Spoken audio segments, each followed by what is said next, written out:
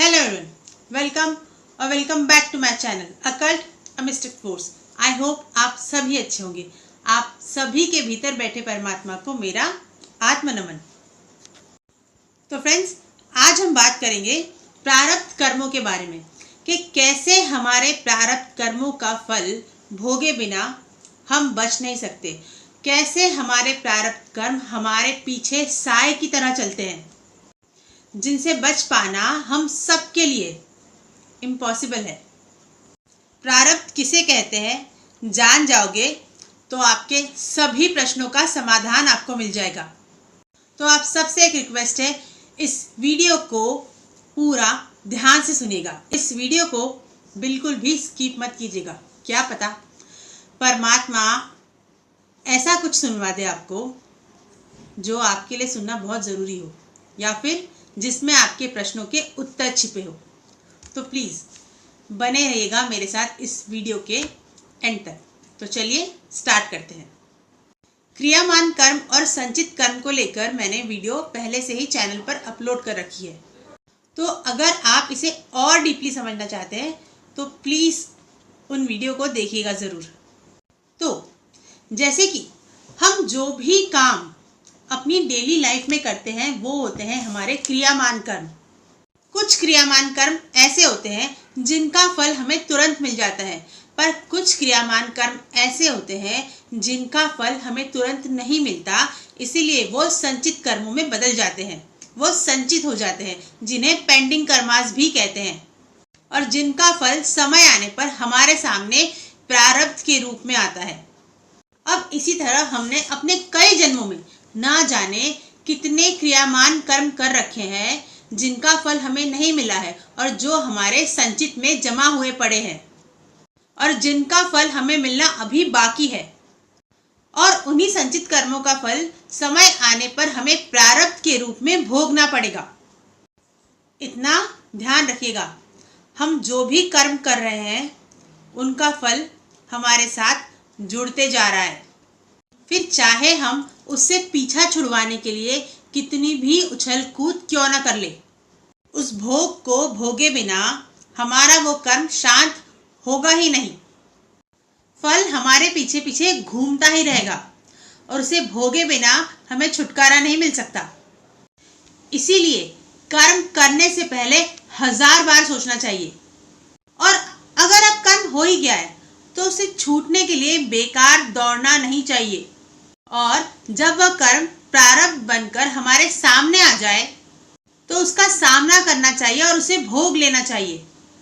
वरना हंसते हंसते किया हुआ पाप रोते रोते भी भोगना ही पड़ता है, क्योंकि कर्म का अटल सिद्धांत यही है कि जैसा बोओगे वैसा ही काटोगे, वैसा ही पाओगे।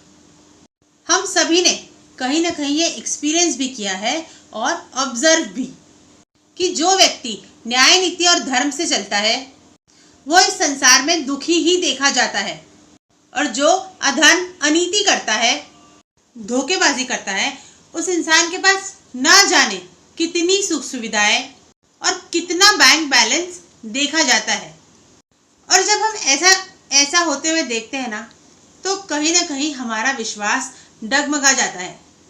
कई बार लोग ऐसे सोचते हैं कि क्या फायदा धर्म के रास्ते पर या अच्छाई के रास्ते पर चलने का, क्योंकि मिलना तो तब भी दुख ही है, तकलीफें ही मिलनी है हमें। हमसे ज्यादा सुखी तो वो लोग हैं जो अधर्मी हैं और तब भी सुख भोग रहे हैं। और जब ऐसे भाव मन में आते हैं तब लोग परमात्मा को कोसने लगते हैं। उनसे कहते हैं कि आपको दिखाई नहीं देती हमारी तकलीफें, हम तो धर्म के मार्ग पर चल रहे हैं, फिर क्यों आप हमारा अच्छा नहीं करते? आप क्यों हमेशा अधर्मियों का, धोखेबाजों का ही साथ देते हैं? आप सच में हो भी या नहीं? हम क्या करते हैं, यहाँ पर अपनी गलतियां देखने के बजाय ऊपर वाले को ही कोसना शुरू कर देते हैं। हम सच जानने की बजाय, उसे समझने की बजाय ईश्वर के अस्तित्व पर ही प्रश्न चिन्ह लगा देते हैं, जबकि हमारे सभी दुखों का कारण हमारे द्वारा किए हुए कर्म ही है, ना कि परमात्मा। फिर भी हम अपने जीवन में होने वाली घटनाओं के लिए, तकलीफों के लिए, दुखों के लिए उन्हें ही ब्लेम करते हैं। और कई लोग तो ऐसे भी होते हैं जो धर्म का मार्ग छोड़कर अधर्म और अनीति के मार्ग पर चलने लगते हैं। वाकई में बड़े ही नासमझ और अज्ञानी होते हैं वो लोग जो ये नहीं समझ पाते कि पुण्य का फल हमेशा सुख और पाप का फल हमेशा दुख ही होता है। जबकि जो मनुष्य पाप करते हुए भी सुख भोगता हुआ देखा जाता है या पापी होने के बाद भी अगर वो सुख भोग रहा है तो वो सारे सुख उसके अभी के कर्मों का फल है ही नहीं। उसने पहले जो पुण्य कर्म किए थे, जो उसके संचित कर्मों में जमा पड़े हुए थे, ये सुख उन्हीं संचित पुण्यों का फल है जो उसे प्रारब्ध के रूप में मिल रहा है, जो उसका प्रारब्ध था और जिनका मिलना पहले से ही निश्चित था। और वो व्यक्ति अभी जो पाप क्रियामान कर्म के रूप में कर रहा है, उन कर्मों का फल भी उसे तुरंत नहीं मिलेगा और तुरंत ना मिलने से ये सारे पाप कर्म उसके संचित कर्मों में जाकर जुड़ जाएंगे, जमा हो जाएंगे और उचित समय आने पर प्रारब्ध के रूप में उसके सामने आएंगे जो उसे भोगने ही होंगे। जब उसके पूर्व कर्मों से बना हुआ प्रारब्ध समाप्त हो जाएगा तब तुरंत उसके संचित पाप कर्मों का फल प्रारब्ध के रूप में उसके सामने आकर खड़ा हो जाएगा और तब वह उसे भोगना ही होगा। जब तक मनुष्य द्वारा किए हुए पूर्व पुण्य नष्ट नहीं होते, बस तब तक ही अभी किए हुए पाप कर्मों के फल से वो बचा रहता है। और इसके विपरीत अभी धर्म न्याय और नीति से चलने वाला मनुष्य अगर हमें दुख भोगते हुए दिखाई पड़ रहा है, इसका मतलब ये है कि ये दुख उसके पूर्व में किए हुए संचित पापों का फल है जो प्रारब्ध के रूप में उसके जीवन में आकर उसे दुख दे रहा है, उसके दुख का कारण बन रहा है।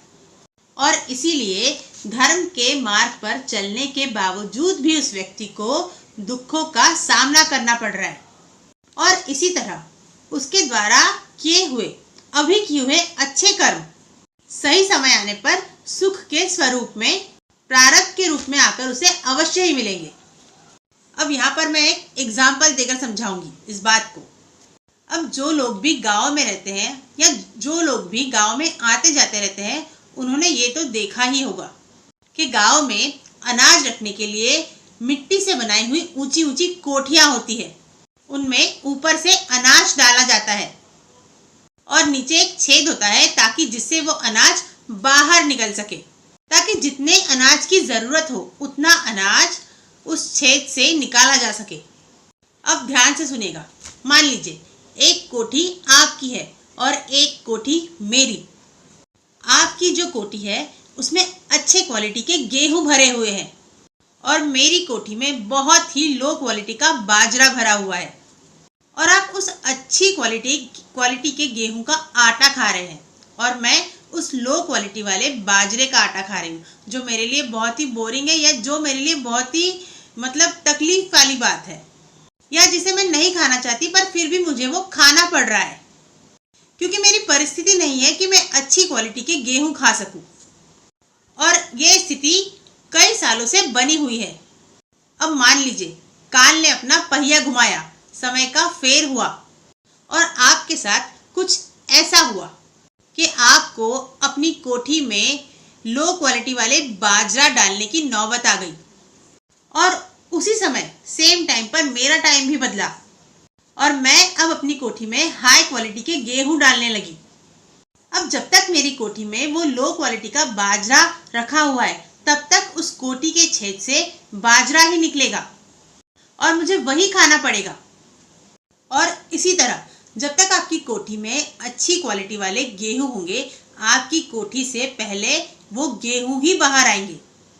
लेकिन कुछ समय बाद जब आपकी कोठी से वो अच्छी क्वालिटी वाले गेहूं पूरी तरह खत्म हो जाएंगे, तब आपको वो बाजरा खाना ही पड़ेगा। और उसी तरह मेरी कोठी में जो संचित जमा हुआ लो क्वालिटी वाला बाजरा है, जैसे ही वो खत्म होगा, मुझे मेरे प्रारब्ध के रूप में अच्छा गेहूं मिलना शुरू हो जाएगा। मतलब जिस समय आप प्रारब्ध के रूप में लो क्वालिटी वाला बाजरा खा रहे होंगे, उसी समय मैं प्रारब्ध के रूप में अच्छी क्वालिटी वाला गेहूं खा रही होंगी। लेकिन ये समय आने तक मुझे बहुत ही पेशेंस रखना होगा और परमात्मा पर विश्वास भी, क्योंकि समय बदलता ही है और कोई भी परिस्थिति चाहे अच्छी हो या बुरी परमानेंट नहीं होती, सब कुछ टेम्पररी है। सुख भी, दुख भी और हम भी। और यही सेम थ्योरी कर्मों पर भी अप्लाई होती है। जब एक मनुष्य के संचित पुण्य खत्म हो जाते हैं तब उसके द्वारा किए हुए संचित पापों का फल भी उसके सामने प्रारब्ध के रूप में आकर प्रकट हो जाता है। जिस तरह मनुष्य संचित पुण्यों का फल प्रारब्ध के रूप में भोगता है, उसी तरह उसके उन संचित पुण्यों के खत्म होते ही उसके द्वारा किए हुए संचित पापों का फल भी उसे प्रारब्ध के रूप में भोगना ही पड़ता है। सात्विक, राजसिक और तामसिक, ये तीनों गुण हम सभी के अंदर, प्रत्येक मनुष्य के अंदर पाए जाते हैं। ये बात अलग है कि किसी के अंदर सात्विक गुण ज्यादा होता है, किसी के अंदर राजसिक, तो किसी के अंदर तामसिक गुण ज्यादा होता है। अब मान लीजिए इन तीनों प्रवृत्तियों के तीन अलग अलग लोग हैं, एक सात्विक, एक राजसिक और एक तामसिक, और इन तीनों लोगों से कोई पाप हो गया और जिसकी वजह से इन तीनों के लिए एक दिन भूखा रहने का प्रारब्ध निर्मित हो गया। अब ये जो प्रारब्ध है, ये प्रारब्ध इन तीनों को किसी भी तरह से छोड़ेगा नहीं। अब अगर वह मनुष्य एक सतोगुणी मनुष्य है, एक सतोगुणी जीव है, तो वह इसे भोगने के लिए सबसे पहले परमात्मा की शरण में जाएगा, एकादशी का व्रत करेगा, उपवास करेगा, परमात्मा का नाम जाप करेगा और उनसे क्षमा भी मांगेगा अपने किए हुए उस कर्म के लिए, और इस तरह वह अपना प्रारब्ध भोग लेगा उपवास रखकर।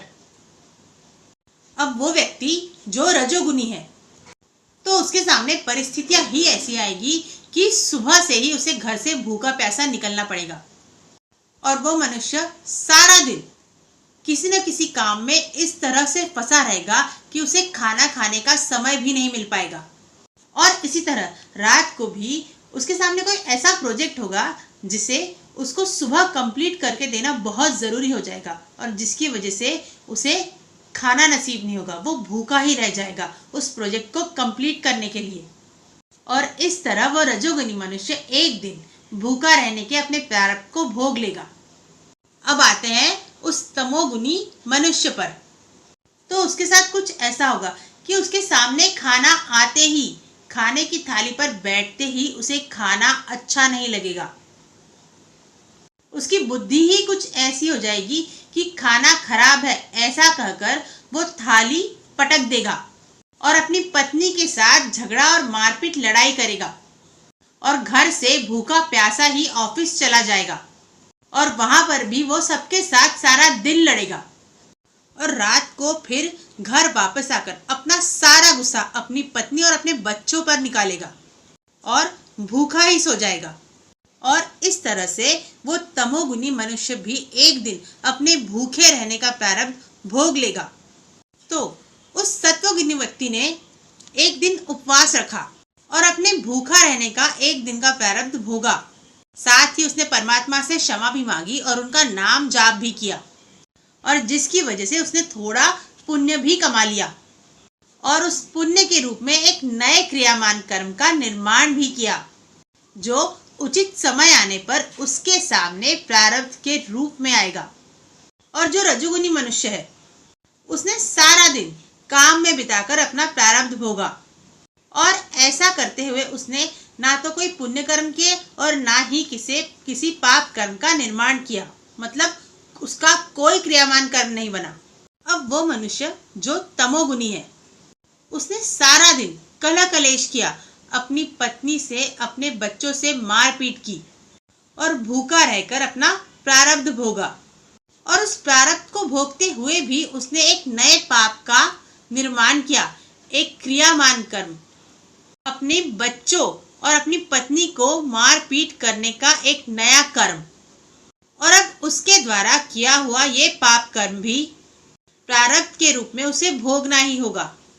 और इसी तरह हम सभी अपने द्वारा किए हुए अच्छे और बुरे कर्मों से अपने प्रारब्ध का निर्माण स्वयं ही करते हैं और जिसे हमें समय आने पर भोगना ही पड़ता है, हम बच नहीं सकते उससे।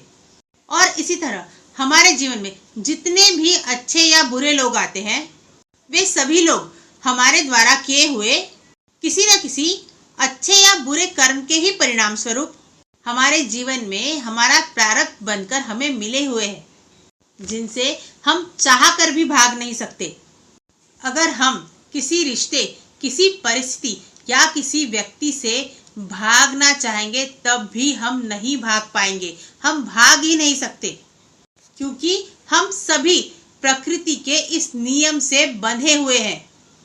चाहे हम एड़ी चोटी का ही जोर क्यों न लगा ले, ये प्रकृति उस परिस्थिति को, उस व्यक्ति को या उस रिश्ते को बार बार हमारे सामने लाकर या हमें उसके सामने लाकर खड़ा कर देगी, तब तक जब तक हम उसे भोग नहीं लेते, जब तक उस रिश्ते से, उस परिस्थिति से या उस व्यक्ति से हमारे कर्मों का लेन देन, हमारे कर्मों का हिसाब किताब पूरी तरह से खत्म नहीं हो जाता, तब तक हम उससे भाग नहीं सकते। और तब तक ये प्रकृति हमें उसी के सामने ले जाकर बार बार खड़ा करेगी। हम हर मोड़ पर उस व्यक्ति से टकराएंगे, ना चाहते हुए भी बार बार हमारे सामने वही परिस्थिति आएगी, वही व्यक्ति आएगा जिससे हम दूर भागने की कोशिश कर रहे हैं या जिससे हम दूर भागना चाहते हैं।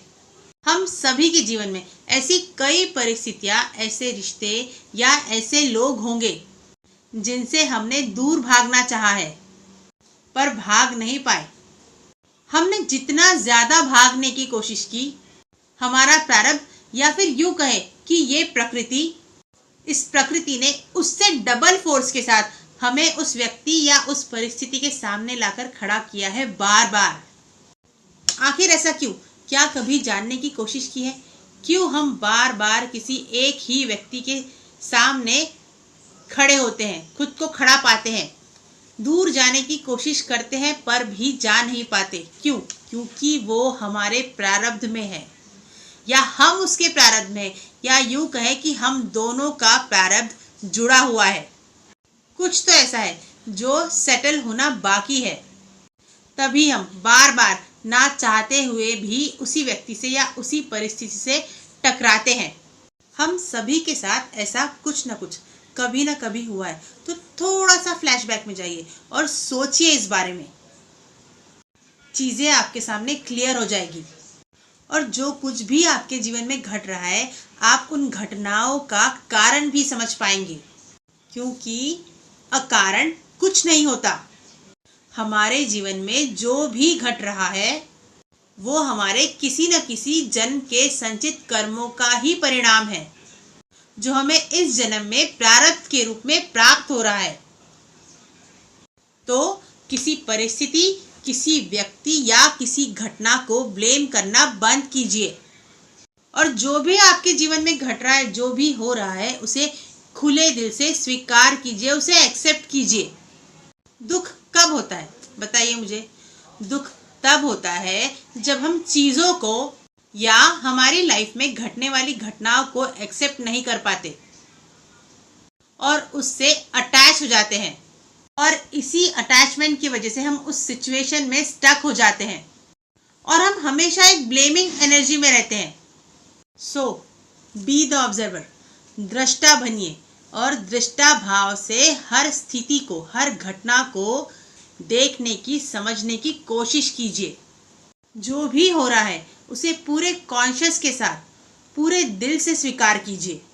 मेरे साथ ही ऐसा क्यों हो रहा है, ये सोचने की बजाय ये सोचिए कि ये जो भी हो रहा है वो मेरे ही कर्मों का फल है।